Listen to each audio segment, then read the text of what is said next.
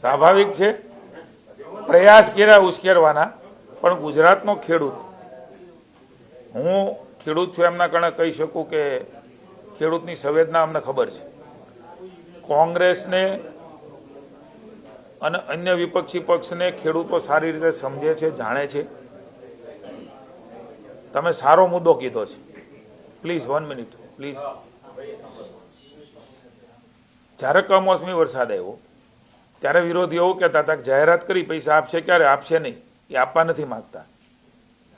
જ્યારે શરૂ કર્યું ત્યારે કંઈક હજી બધાને નહીં મળે. અમને કહેવા શરૂ થઈ ગયા કે અમારા તાલુકામાં હવે ક્યારે આવશે, વિપક્ષના લોકોએ મારું નામ નથી આપવું. એટલે આ પ્રકારની બે મોઢાની વાતો એ કોંગ્રેસની છે. બીજું, ક્યાંય પણ કિસાન કહી શકાય એ એમણે ખૂબ યાત્રાઓ કાઢી, ખૂબ સભાઓ કરી, માત્ર પાર્ટીની સભાઓ બની રહી. હું ગુજરાતના ખેડૂતોનો ઋણ સ્વીકાર કરું છું. અમારી સંવેદના હંમેશા ખેડૂતોની સાથે છે.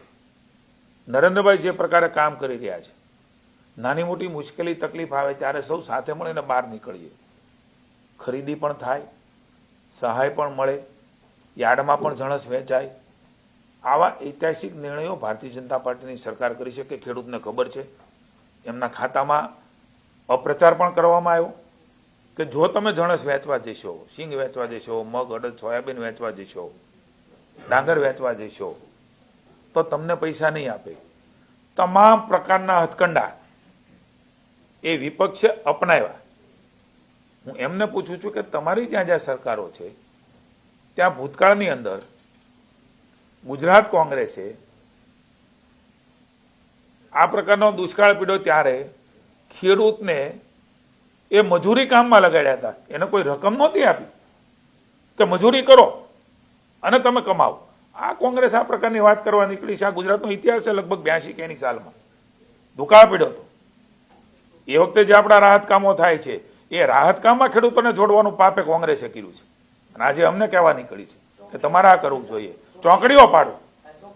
હું કોંગ્રેસને કહું છું કે તમારા મોઢા ગંધાય છે. તમે તમારા આઈનામાં જોવો.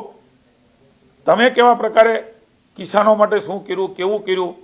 મને તો આનંદ પણ છે ને દુઃખ પણ છે. તમને જણાવતા ધ્યાનમાં મૂકું છું. ટ્રેક્ટર લઈને રેલી કાઢી. તમારા વખતે રાજ્યમાં ખેડૂતોને કેટલા ટ્રેક્ટર હતા એનો જવાબ ખેડૂતોને આપો.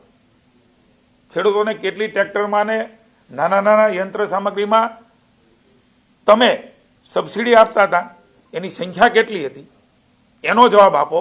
જે ટ્રેક્ટર તમે લઈને નીકળ્યા, જે તમારા લાગતા વળગતાના, કોઈ કિસાનના ખેડૂતના નહીં, એ ટ્રેક્ટરની લાખ રૂપિયાની સબસિડી ગુજરાતની ભાજપની સરકારે ભૂપેન્દ્રભાઈ અને નરેન્દ્રભાઈ આ પ્રકારની સબસિડી શરૂ કરી. હું આપને ધ્યાને મૂકું છું કે એમના વખતમાં ખેડૂતો માટે કેટલી સબસિડી, કેટલી સહાય, કઈ કઈ યોજનાઓ હતી એ કોંગ્રેસ જાહેર કરે. હું એ જાહેર કરવા માટે તૈયાર છું કે એના પછી અમે કેટલી સહાયો કરી છે. માત્ર વાતો કરવાથી ન થાય.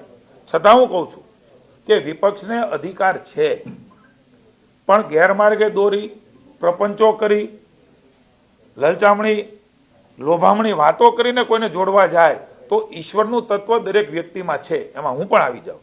હું પણ આ પ્રકારની વાતો કરવા જાઉં તો કોઈ માણસ ન જોડાય, પણ જ્યારે તત્વ સાચું હોય છે ત્યારે જોડાતો હોય છે. અને અમે માનીએ છીએ કે ભારતીય જનતા પાર્ટી એક જાહેર જીવનની અંદર લોકસેવામાં એક તત્વ સાથે, સેવાના ભાવ સાથે કામ કરે છે. એટલા માટે પ્રજાએ 30 વર્ષથી આશીર્વાદ આપ્યા છે. અને 27માં પણ વિપક્ષને કોંગ્રેસ આ દિવાલે લીખેલું સત્ય છે એ પ્રોપોગંડા કરે, જનતાના આશીર્વાદ એમને મળવાના નથી. કારણ કે એનો ભવ્ય ભૂતકાળ, કાળો ભૂતકાળ, ગુંડાગીરીનો ભૂતકાળ, ગામડું થરથર ધ્રુજતું હોય, ગામડામાં લોકો મત ના આપી શકે, પોલીસ સ્ટેશન એ કોંગ્રેસના આગેવાનોના કબજામાં હોય, કોઈ ફરિયાદી જાય ત્યારે આરોપી ના બેઠો હોય. આવા દ્રશ્યો કોંગ્રેસના વખતમાં પોલીસ સ્ટેશનોમાં જોયા છે. એટલે કોંગ્રેસને આ વાત કરવાનો કોઈ અધિકાર નથી.